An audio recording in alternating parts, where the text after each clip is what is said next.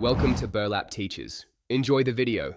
You begin by confirming essentials so you can jump straight into the stream.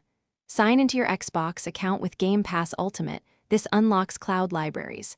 Once done, update iPad OS and open Safari to Xbox. Com/Play, the browser client avoids App Store limits. Pair your Xbox or compatible Bluetooth controller. Make sure you select 5 GHz Wi-Fi for lower latency. If possible, sit close to the router. Now connect the controller in Bluetooth settings and be ready to load a game. Next, you optimize so gameplay feels responsive.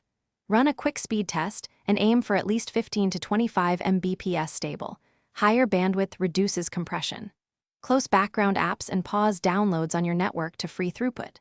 Once a game launches, use the in-session menu to lower or raise stream quality depending on latency. Choose lower quality if you see stutter. Make sure controller mappings feel right and add the Xbox Com/Play shortcut to your home screen for faster future access. Finally, you lock in settings and start playing.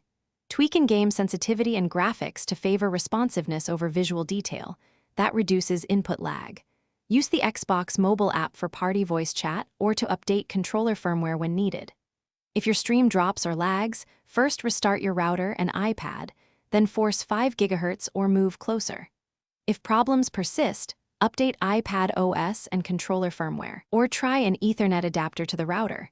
This often resolves persistent latency. Thanks for watching. Consider subscribing if this video helped you.